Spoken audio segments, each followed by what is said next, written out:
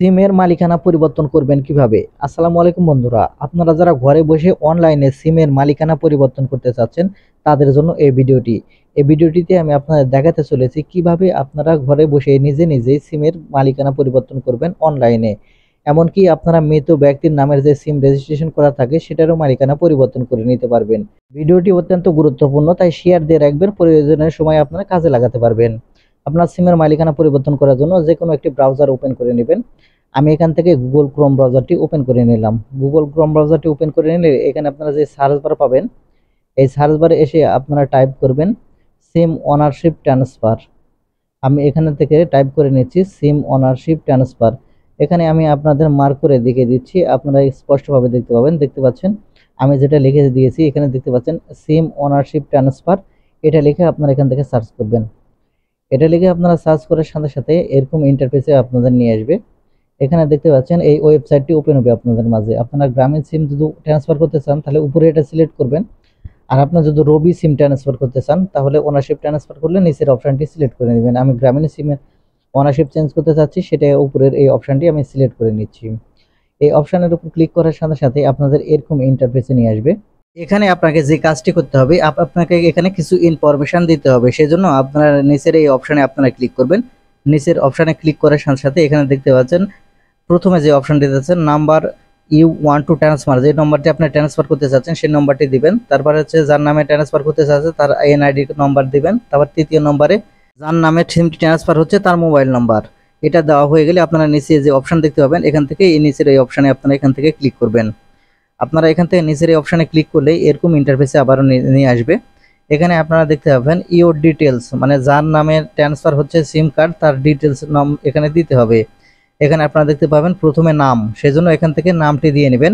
আমি নাম দিয়ে নিচ্ছি, যার নামে সিমটি ট্রান্সফার হবে তার নাম দিয়ে দিবেন। তারপরে তার ফোন নম্বর দিবেন, যার নামে সিমটি ট্রান্সফার করবেন তার ফোন নম্বরটি এখান থেকে দিয়ে নেবেন। আমি এখান থেকে ফোন নম্বরটি এখান থেকে দিয়ে নিচ্ছি, আপনারা তার ফোন নম্বরটি দিয়ে নেবেন। ফোন নম্বর দেওয়া হয়ে গেলে আপনারা নিচে দেখতে পাবেন ইমেল অ্যাড্রেস। আপনার যদি ইমেল অ্যাড্রেস থাকে যার ইমেল অ্যাড্রেস থেকে থাকে তাহলে ইমেল অ্যাড্রেস দিবেন, আর না তা দিলে কোনো সমস্যা নেই। তারপরে এখান থেকে নিচের দিকে চলে আসলে এখানে আপনারা পেয়ে যাবেন ডেলিভারি অ্যাড্রেস। এখানে দেখতে পাচ্ছেন ডেলিভারি অ্যাড্রেস। এখান থেকে যে কাজটি করবেন, প্রথমে এখান থেকে আপনারা যে আপনাদের যে ডিস্ট্রিক্ট সেটাকে সিলেক্ট করে নেবেন। আমার নওগাঁ ডিস্ট্রিক্ট, আমি এখান থেকে ডিস্ট্রিক্টটি সিলেক্ট করে নিচ্ছি। এখান দেখতে পাচ্ছেন নওগাঁ চলে এসেছে, আমি এখান থেকে নওগাঁ সিলেক্ট করে নিচ্ছি। নওগাঁ সিলেক্ট করে নেওয়ার পর এখান থেকে আপনাকে পোস্ট কোড দিতে হবে, আর আপনার পোস্ট কোড আপনার ভোটার আইডি কার্ডের পিছনে আপনারা পোস্ট কোড পেয়ে যাবেন। এখান থেকে আপনারা এই পোস্ট কোডটি এখানে বসিয়ে নেবেন। এখান থেকে আমি নওগাঁর পোস্ট কোডটি এখানে বসিয়ে নিলাম। বসিয়ে নেওয়া হয়ে গেলে এখানে আপনারা পেয়ে যাবেন, দেখতে পাচ্ছেন ডেলিভারি অ্যাড্রেস নামের একটি অপশন। আপনারা এখান থেকে ডেলিভারি অ্যাড্রেস এই অপশানে ক্লিক করবেন।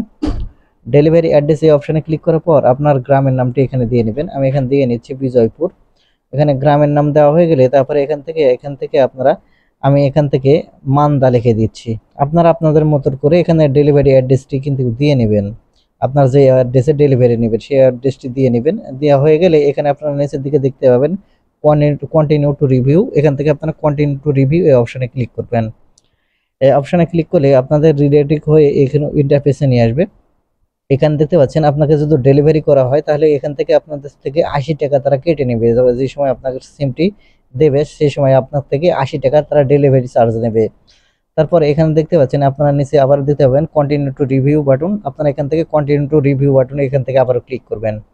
এখানে ক্লিক করলে এরকম ইন্টারফেসে রিডাইরেক্ট করে নিয়ে চলে আসবে। এখানে দেখতে পাবেন কন্টিনিউ বাটন। আপনারা এখান থেকে কন্টিনিউ বাটনে ক্লিক করলে 2 থেকে 3 সপ্তাহের মধ্যে এই সিম কার্ডটি আপনার বাসায় তারা এই সিম কার্ডটি ডেলিভারি করে দেবে।